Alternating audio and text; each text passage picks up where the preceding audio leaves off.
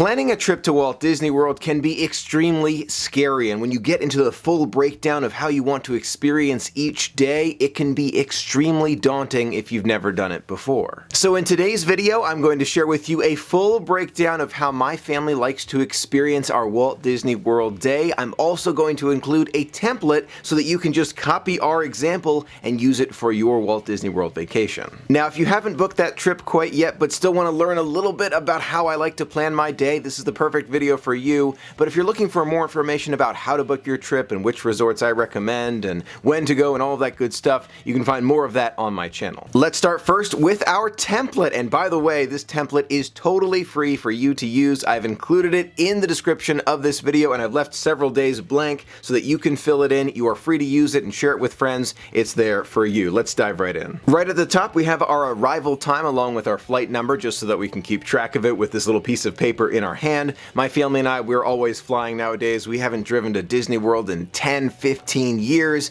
so for us, it's always going to be flying. Now, you may notice right away there's a wake-up time and an out-of-room time. That out-of-room time is essential for my family because when we go to Walt Disney World, usually we have a boys' room and a girls' room, and for me, usually it takes about 45 minutes to wake up, shower, get dressed, get ready to go, and I'm out the door. So I know that I have to be up at 7:15, so this time applies to me. But if it's in the girls' room, maybe my mom or sister want more time, maybe my brother needs less time, just as an example. So this way we all know that we want to be out of the room at 8 a.m. and meet up right outside of our doors, and off we go for a magical day. It makes everything so much easier if we're tired the day before and wondering what time we're going to meet up, instead of wondering with text messages and you're not awake yet and what time did you plan on waking up, all of that. We all know because it's on the schedule. Then we have the park of the day, and in this example I use the Magic Kingdom abbreviated with MK. Then we have our rope drop and a fast pass at one of my favorites, Space Mountain. Now you'll notice that the fast passes I've highlighted in yellow. I do this so that I don't miss a single one. These are extremely valuable fast passes. I don't want to forget about them.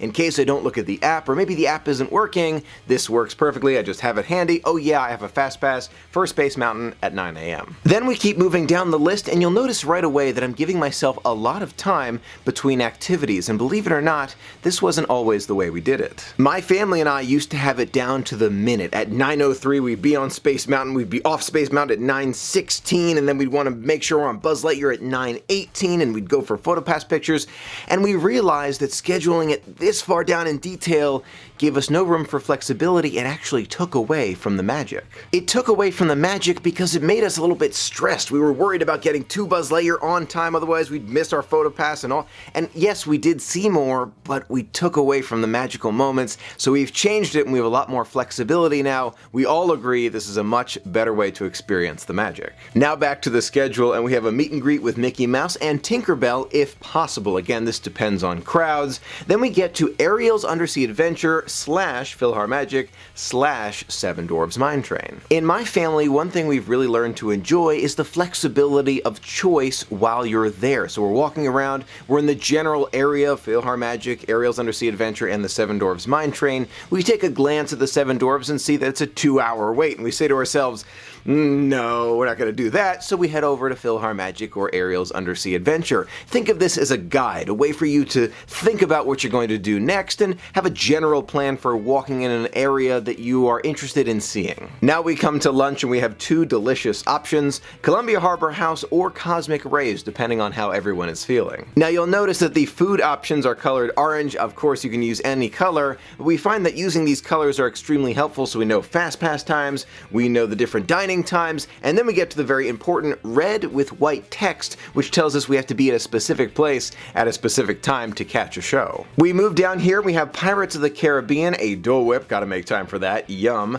Tiki Room, Jungle Cruise, Big Thunder Mountain Railroad with the Fast Pass, and then we take the train to the entrance of the Magic Kingdom. Now, under no circumstance do I believe that doing all of these things will take 3 hours, especially in the time of year that we go to Walt Disney World, not at all. But this gives us, again, a lot of flexibility, maybe some shopping, extra PhotoPass pictures, whatever we want to do, a little bit of flexibility just to give us a guide. This is a guide to determine what we might be interested in. I cannot tell you how many times I personally have gone totally off schedule, gone to a totally different park, and done something that I just wanted to do. That actually makes me think of Pirates of the Caribbean and the Pirate Code. Think of this as a guideline rather than specific rules that you have to follow.